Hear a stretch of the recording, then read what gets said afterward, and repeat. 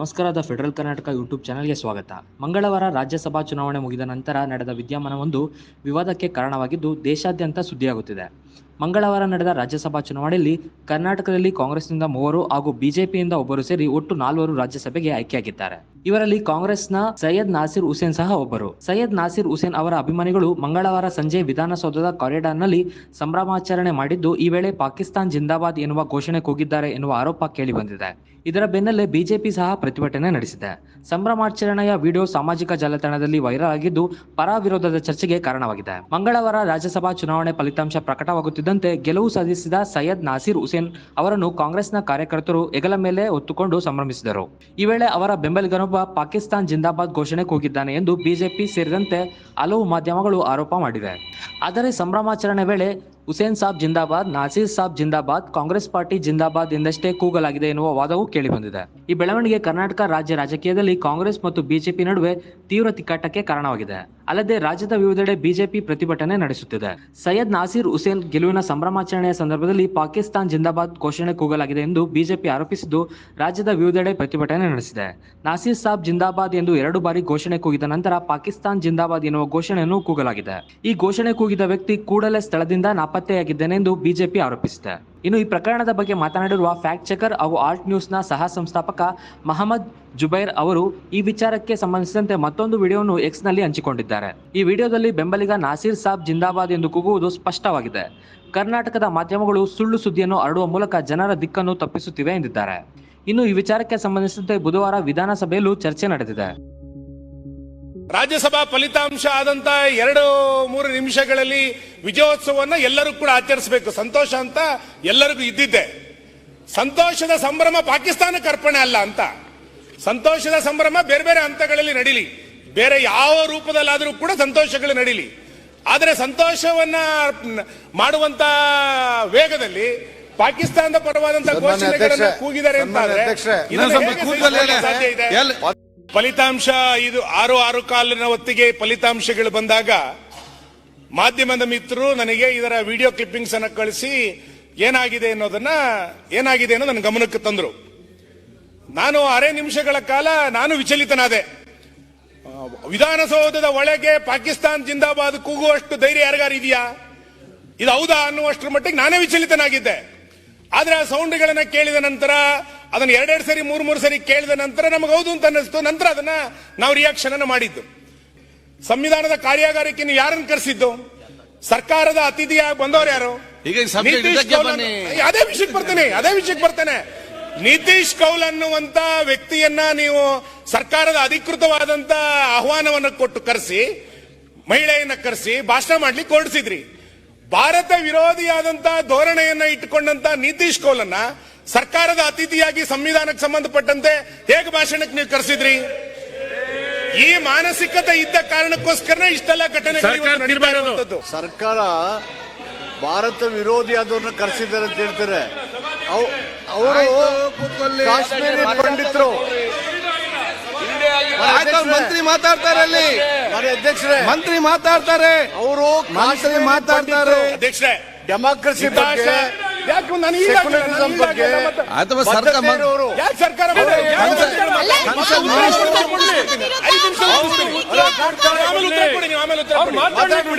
ಆಯ್ತು, ಮತ್ತೆ ಮಾತಾಡಿ. ಅಲ್ಲ, ಮತ್ತೆ ಮಾತಾಡಿ. ಮಾತಾಡಿದ ನಂತರ ಮಾತಾಡಿ. ಅವ್ರು ಮಾತಾಡಿದ ನಂತರ ಮಾತಾಡಿ. ಮತ್ತೆ ಉತ್ತರ ಕೊಡ್ಲಿ. ಅಧ್ಯಕ್ಷರೇ, ನಾನು ಯಾರ ಹೆಸರನ್ನು ಕೂಡ ಉಲ್ಲೇಖ ತಗೊಂಡಿಲ್ಲ. ಪದೇ ಸೋಲು ಉತ್ತರ ಕೊಡಿ, ನಾವು ಆರಾಮಾಗಿ ಅದನ್ನ ಕೇಳಲಿಕ್ಕೆ ತಯಾರಿದ್ದೇವೆ. ನಾನು ಹೇಳಲಿಕ್ಕೆ ಹೊರಟಿದ್ದೇನು ಅಂತ ಕೇಳಿದ್ರೆ, ಸಂವಿಧಾನದ ಬಗ್ಗೆ ಉಳಿಬೇಕು ಅನ್ನುವಂತ ಆಗ್ರಹಗಳನ್ನ ಎಷ್ಟು ನೀವು ಆಗ್ರಹ ಪೂರ್ವಕವಾಗಿ ನಿಮ್ಮ ಮನಸ್ಸಿನಲ್ಲಿ ಹೇಳಿದ್ರೋ, ಅದಕ್ಕೆ ಯಾರನ್ನು ಭಾಷಣಕಾರನ ಕರೆಯಕ್ಕೆ ಹೊರಟಿದ್ರಿ?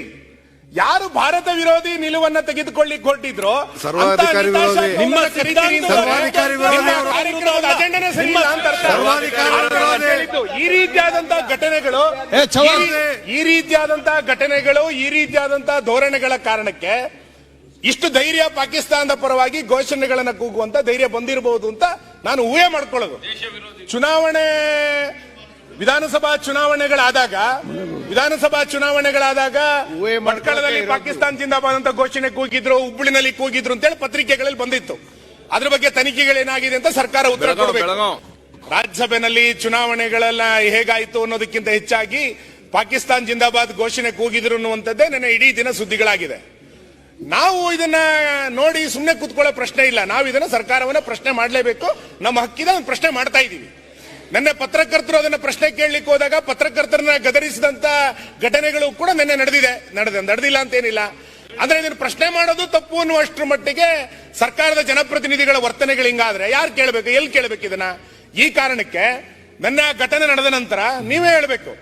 ವಿಧಾನಸೌಧದಿಂದ ಹೊರಗೆ ಹೋಗ್ಲಿಕ್ಕೆ 2 ಗೇಟ್ ಇರೋದು, ಏನು 16 ಗೇಟ್ಗಳೇನಿಲ್ಲ. ಹೆಂಗೆ ಆ ಗುಂಪನ್ನ ಹೊರಗೋಗ್ಲಿಕ್ಕೆ ಪೊಲೀಸರು ಬಿಟ್ರು? ಘಟನೆ ನಡೆದಾದ ನಂತರ ಇವತ್ತಿನ ತನಕ, ಈ ಕ್ಷಣ ತನಕ ಯಾಕೆ ಒಬ್ಬರನ್ನು ಅರೆಸ್ಟ್ ಮಾಡಲಿಲ್ಲ? ಯಾವ ತನಿಖೆ ಆಗಬೇಕು ಅಂತ ಕಾಯ್ತಾ ಇದ್ದೀರಿ? ವಿಚಾರಣೆ ಮಾಡಿ. ವಿಚಾರಣೆ ಮಾಡೋದಕ್ಕೆ ದೊಡ್ಡ ವಿಷಯನಾ? ನಿನ್ನೆ ರಾತ್ರಿ ಘಟನೆ ಆದ ನಂತರ ಇರೋದೇ 2 gate, south gate, north gate. ಆ 2 ಗೇಟ್ ಹೋಗ್ಬೇಕಿತ್ತು. ಯಾರನ್ನೂ ಹೋಗ್ಲಿಕ್ಕೆ, ಎಲ್ಲರನ್ನೂ ರಾಜಾರಾಜವಾಗಿ ಹೋಗ್ಲಿಕ್ಕೆ ಬಿಟ್ಟು ರಾತ್ರಿ ನಾವು ಪೊಲೀಸ್ ಸ್ಟೇಷನ್ಗೆ ಹೋಗಿ ಕಂಪ್ಲೇಂಟ್ ಕೊಡೋ ತನಕ ಸೋಮೋಟೋ ಮೊಕದ್ದಮೆಯನ್ನು ದಾಖಲು ಮಾಡಲಿಕ್ಕೆ ಪೊಲೀಸರು ಹಿಂದೇಟ್ ಆಗ್ತಾ ಇದ್ದಾರೆ ಅಂತಂದ್ರೆ ಇದನ್ನ ಕೇಸ್ ಹಾಕಬೇಡಿ ಅಂತ ಹೇಳ್ತಾ ಇರುವಂತ ಹಿಂದಿನ ಕೈ ಯಾವುದು? ಹಿಂದಿರುವಂತ ಶಕ್ತಿ ಯಾವ್ದಾಗಾದ್ರೆ? ಇದನ್ನ ಇವತ್ತು ಪ್ರಶ್ನೆ ಮಾಡಬೇಕಾಗಿರುವಂತದ್ದು ಇಡೀ ನಾಗರಿಕ ಸಮಾಜದ ಕರ್ತವ್ಯ ಇದೆ. ಇದನ್ನ ಇವತ್ತು ನಾವು ಪ್ರಶ್ನೆಯನ್ನ ಕೇಳ್ತಾ ಇದ್ದೀವಿ. ಮೂರನೇದು, ಘಟನೆ ಆದ ನಂತರ FSIL ರಿಪೋರ್ಟ್ ಬರಬೇಕು, ಅದನ್ನ ವರದಿ ಕಾಯ್ತಾ ಇದ್ದೀವಿ ಅನ್ನುವಂಥದ್ದನ್ನ ಮಾನ್ಯ ಗೃಹ ಸಚಿವರು ಬೆಳಿಗ್ಗೆ ಪತ್ರಿಕೆಗಳಲ್ಲಿ ಹೇಳಿದ್ದೆ ನಾನು ಗಮನಿಸಿದೆ. ನಾನು ಕಾಂಗ್ರೆಸ್ಸಿನ ಅಧಿಕೃತವಾದಂತಹ ಟ್ವೀಟ್ ಅನ್ನ ಮತ್ತು ಪ್ರಿಯಾಂಕಾ ಖರ್ಗೆ ಅವರ ಟ್ವೀಟ್ ಅನ್ನ ನೀವು ಅನುಮತಿ ಕೊಟ್ಟರೆ ಓದ್ತೇನೆ. ಅಲ್ಲ, ಅನುಮತಿ ಕೇಳಿದೆ. FSIL ರಿಪೋರ್ಟ್ ಬರೋದಕ್ಕಿಂತ ಅನುಮತಿ ಕೇಳಿದ್ರೆ ಬೇಡ ಅಂತ ಹೇಳಿದ್ರಿ. ಅಲ್ಲ, FSIL ರಿಪೋರ್ಟ್ ಬರೋದಕ್ಕಿಂತ ಮುಂಚೆ ಕ್ಯಾಬಿನೆಟಿನ ಸಚಿವರು ಮಾಡಿದಂತ ಟ್ವೀಟ್ ಏನು, ಮತ್ತು ಕಾಂಗ್ರೆಸ್ನವರು ಮಾಡಿದಂತ ಟ್ವೀಟ್ ಏನು? ಹಾಗಾದ್ರೆ ವಿಚಾರಣೆ ಯಾರಿಗೆ? ವಿಚಾರಣೆ ಆಗೋದಕ್ಕಿಂತ ಮುಂಚೆನೆ ನಿರ್ಣಯಕ್ಕೆ ಯಾರು ಬರೋದು? ವಿಚಾರಣೆ ಬರೋದಕ್ಕಿಂತ ಮುಂಚೆ ಯಾರು ತೀರ್ಮಾನಕ್ಕೆ ಬರೋದು? ನಿಮ್ಗೆ ಏನಾಗಿದೆ? ಹಾಗಾದ್ರೆ ವಿಚಾರಣೆ ಆಗೋದು ಕೂತ್ಕೊಳ್ಳಿ. ಬೇರೆ ಬೇರೆ ನಿಮ್ಗೆ ಪ್ರಾಬ್ಲಮ್. ನಿಮ್ಮ ಹೆಸರು ಏನಾದ್ರು ಹೇಳಿದ್ರ? ಇಲ್ಲಲ್ಲ, ನಿಮ್ಮ ಹೆಸರೇನು ಹೇಳಿದ್ರ? ಬೇರೆ ಬೇರೆ ಘಟನೆಗಳಲ್ಲಿ ತಿಂಗಳುಗಟ್ಟಲೆ ರಿಪೋರ್ಟ್ ಬರೋದಿಲ್ಲ. ಇದನ್ನ ಇಮಿಡಿಯೇಟ್ ರಿಪೋರ್ಟ್ ಬರ್ತಾ ಇದೆ ಅಂತಂದ್ರೆ ಏನ್ ಅನ್ಕೋಬೇಕು ನಾವು? ನಾನು ರಿಪೋರ್ಟಿನ ಬಗ್ಗೆ ಅನುಮಾನ ವ್ಯಕ್ತಪಡಿಸ್ತಾ ಇಲ್ಲ. ಸರ್ಕಾರ ಇಷ್ಟು ತರಾತುರಿಯಾಗಿ ರಿಪೋರ್ಟ್ ತಗೊಳ್ತಾ ಇದೆ ಅಂತಂದ್ರೆ ನಾನು ಸರ್ಕಾರವನ್ನು ಅಭಿನಂದಿಸ್ತೇನೆ. ಆದ್ರೆ ಬೇರೆ ಎಲ್ಲ FSIL ರಿಪೋರ್ಟ್ ಬರ್ಬೇಕಾದ್ರೆ ತಿಂಗಳುಗಟ್ಟಲೆ ಕಾಯ್ಬೇಕು ಅಂತ ನನಗಿರುವಂತ ಮಾಹಿತಿಗಳಿತ್ತು. ಇದನ್ನ ಇಷ್ಟು ಬೇಗ ರಿಪೋರ್ಟ್ ತಗೊಳ್ತಾ ಇದ್ದೀರಿ ಇದ್ರ ಉದ್ದೇಶ ಏನಾಗರೆ? ನಾನು ಆಗ್ರಹಿಸ್ತೇನೆ, ಇದರ ನೈತಿಕ ಹೊಣೆಯನ್ನ ಮುಖ್ಯಮಂತ್ರಿಗಳೇ ಹೊರಬೇಕು, ಬೇರೆ ಯಾರು ಹೊರಲಿಕ್ಕೆ ಸಾಧ್ಯ ಇಲ್ಲ. ಇದನ್ನ ಪಾಕಿಸ್ತಾನ್ ಜಿಂದಾಬಾದ್ ಅಂತೇಳಿ ವಿಧಾನಸೌಧ ತನಕ ಇವತ್ತು ಕೂಗ್ತಾರೆ ಅಂತಂದ್ರೆ ಇದರ ಹೊಣೆಯನ್ನ ಯಾರು ಹೊರಬೇಕಾಗಾದ್ರೆ?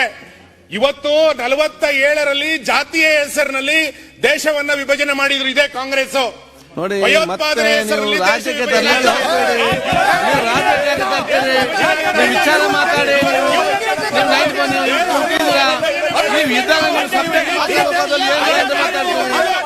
ಅಗತ್ಯ ಉಂಟಾ?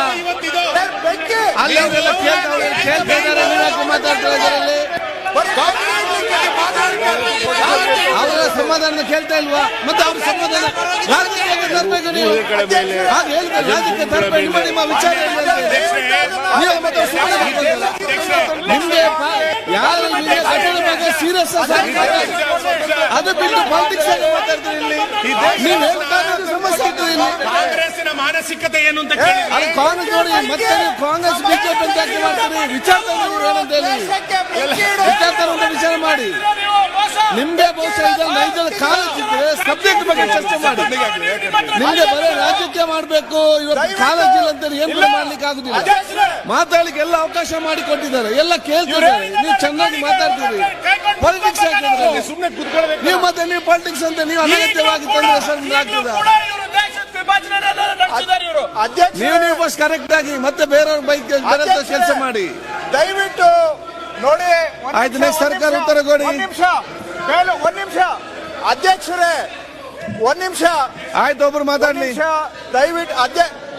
ಅಧ್ಯಕ್ಷರೇ, ನಾವು ಅವರು ಸ್ವಲ್ಪ ಉದ್ದೇಶಪೂರ್ವಕವಾಗಿ ಪ್ರಚೋದನಾತ್ಮಕವಾಗಿ ಮಾತಾಡಿದ್ರು ಕೂಡ ಮಧ್ಯ ಪ್ರವೇಶ ಮಾಡಬಾರ್ದು ಅಂತ ಸುಮ್ಮನೆ ಇದ್ದೇನೆ. ನಾನ್ ಸ್ವಾಮಿ ಆದ್ರೆ ಅದರ ದುರ್ಲಾಭ ಪಡೆದುಕೊಂಡು ಅವರ ಉದ್ದೇಶ ಅವ್ರು ಮಾತಾಡ್ತಿದ್ದಾರೆ ಬೆಳಕು ಚೆಲ್ತಕ್ಕಂಥದ್ದು ವಾಸ್ತವಾಂಶ ವಿಶ್ಲೇಷಣೆ ಅಲ್ಲ. ಅವರು ಬರೀ ಪ್ರಚೋದನೆ ಮಾಡೋದಕ್ಕೋಸ್ಕರ ನಿಂತಿದ್ದಾರೆ. ನಮ್ಮ ತಾಳ್ಮೆ ಪರೀಕ್ಷೆ ಮಾಡೋದು ಒಂದೇ ಅವರ ಉದ್ದೇಶ. ಸೈಯದ್ ನಾಸೀರ್ ಹುಸೇನ್ ಸ್ಪಷ್ಟನೆ. ಇದರ ಬಗ್ಗೆ ಸಾಮಾಜಿಕ ಜಾಲತಾಣ ಎಕ್ಸ್ ನಲ್ಲಿ ವಿಡಿಯೋ ಹಂಚಿಕೊಂಡಿರುವ ರಾಜ್ಯಸಭಾ ಸದಸ್ಯ ಸೈಯದ್ ನಾಸೀರ್ ಹುಸೇನ್ ಅವರು ಮಂಗಳವಾರ ಸಂಜೆ ಸಂಭ್ರಮಾಚರಣೆ ವೇಳೆ ನಾಸೀರ್ ಸಾಬ್ ಜಿಂದಾಬಾದ್, ನಾಸೀರ್ ಖಾನ್ ಜಿಂದಾಬಾದ್ ಎಂದು ಘೋಷಣೆ ಕೂಗಿದ್ದಾರೆ. ಪಾಕಿಸ್ತಾನ್ ಜಿಂದಾಬಾದ್ ಎನ್ನುವ ಘೋಷಣೆ ನನಗೆ ಕೇಳಿಸಲಿಲ್ಲ. ಒಂದೊಮ್ಮೆ ಯಾರಾದರೂ ಆ ರೀತಿ ಘೋಷಣೆ ಕೂಗಿದರೆ ಅಂತವರ ವಿರುದ್ಧ ಕಾನೂನಿನ ಪ್ರಕಾರ ನಿರ್ದಾಕ್ಷಿಣ್ಯ ಹಾಗೂ ಕಠಿಣ ಕಾನೂನಿನ ಕ್ರಮ ಜರುಗಿಸಲಿ ಎಂದಿದ್ದಾರೆ. Today, as some of our workers, supporters and some people were celebrating the victory of 3 candidates, I was there in the midst of them, and then lots of slogans like Nasir Hussain Zindabad, Nasir Khan Zindabad, Nasir Saab Zindabad, Congress Party Zindabad and all were being raised by some of the workers. Then all of a sudden when I was leaving to my house, then I got call from the media saying that somebody has raised slogans of Pakistan Zindabad. I would like to say here that when I was there, when I was in the midst of the people, there are lots of slogans that were being shouted there, but I never heard a slogan called Pakistan Zindabad there. But whatever it is, we already asked the police and let the police investigate it. If somebody has raised such a kind of a slogan, then he has to be dealt with sternly and strictly according to the law. There should be an inquiry, and in case if somebody has morphed the video, if somebody has doctored the video and played up mischief, even that has to be inquired. Or if somebody has given the slogan, who is he, from where did he come, and how did he enter the premises there, and what was his intention and motto of shouting the slogan should also be seen.